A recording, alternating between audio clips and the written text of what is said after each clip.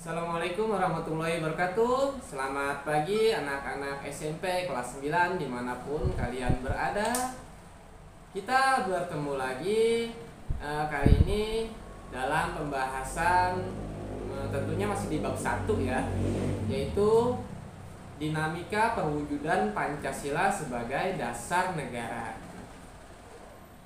Tujuan pembelajaran: 1. Mensyukuri perwujudan Pancasila sebagai dasar negara yang merupakan anugerah Tuhan Yang Maha Esa. Menunjukkan sikap bangga akan tanah air sebagai perwujudan nilai-nilai Pancasila sebagai dasar negara. Mengamati dinamika yang terjadi di masyarakat, terlebih mengenai praktik ideal Pancasila sebagai dasar negara dan pandangan hidup negara. Dan pandangan hidup bangsa. Merancang dan melakukan penelitian sederhana tentang peristiwa dan dinamika yang terjadi di masyarakat terkait penerapan Pancasila sebagai dasar negara dan pandangan hidup bangsa.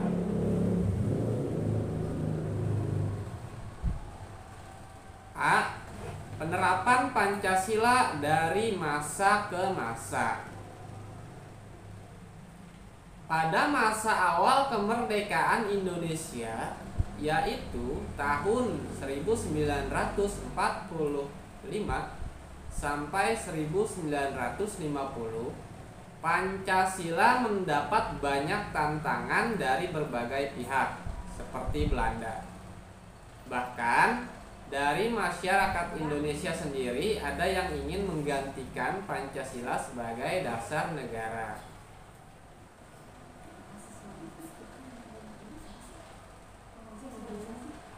Terdapat upaya-upaya pemberontakan terhadap NKRI di sejumlah tempat, yaitu sebagai berikut.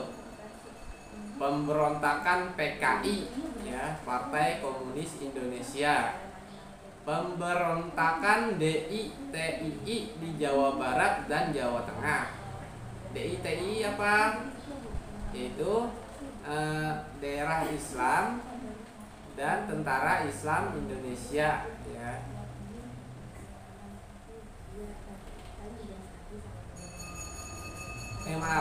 Pemberontakan DITII itu Daulah Islam, ya. Kemudian APRA, Andi Ajis, dan pemberontakan RMS.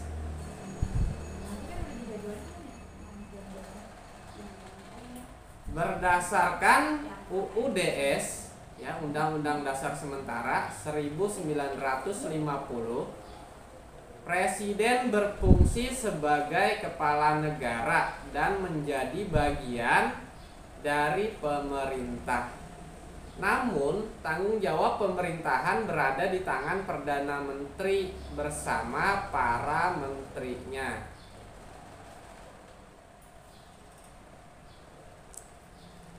Penerapan Pancasila pada periode 1950 sampai 1959 cenderung diarahkan sebagai ideologi liberal. Hal ini ternyata tidak menjamin stabilitas pertahanan.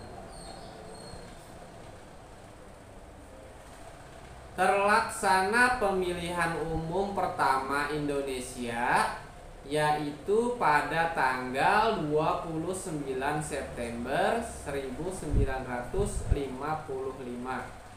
Terpilih 272 wakil rakyat sebagai anggota DPR. Pemilu ini juga berhasil memilih anggota-anggota lembaga konstituante sejumlah 550 orang. Pada tahun 1950 sampai 1959 muncul sejumlah pemberontakan yang bertujuan melepaskan diri dari NKRI, yaitu sebagai berikut. A. Pemberontakan DITII di Sulawesi Selatan, Kalimantan Selatan, dan Aceh. Kemudian pemberontakan PRRI, ya, PRRI. Kemudian pemberontakan Permesta.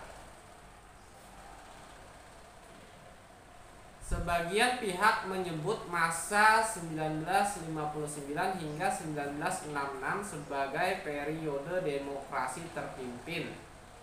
Pada masa ini, demokrasi dianggap tidak berada pada kekuasaan rakyat, sebagaimana diamanatkan nilai-nilai Pancasila, namun cenderung berada pada kekuasaan pribadi presiden.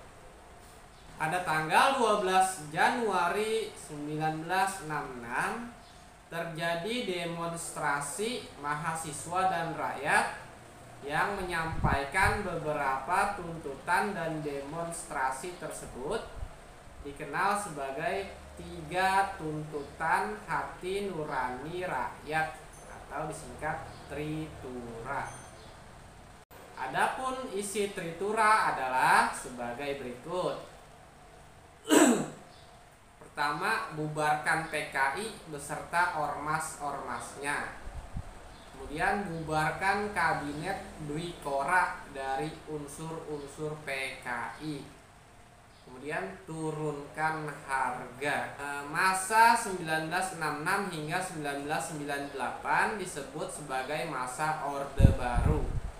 Orde Baru diharapkan dapat melaksanakan Pancasila dan UUD NRI, ya, Undang-Undang Dasar Negara Republik Indonesia tahun 1945 dengan murni dan konsekuen. Pada masa 1998 hingga sekarang disebut sebagai masa reformasi. Dan pada awal masa ini, kemunduran ekonomi Indonesia dan dugaan penyelewengan terhadap Pancasila membuat mahasiswa dan masyarakat melakukan demonstrasi menuntut turunnya Presiden Soeharto. Baiklah, sampai di sini pertemuan kita. Mudah-mudahan bermanfaat dan kalian bisa memahaminya. Sampai jumpa lagi di pertemuan selanjutnya. Terima kasih. Wassalamualaikum warahmatullahi wabarakatuh.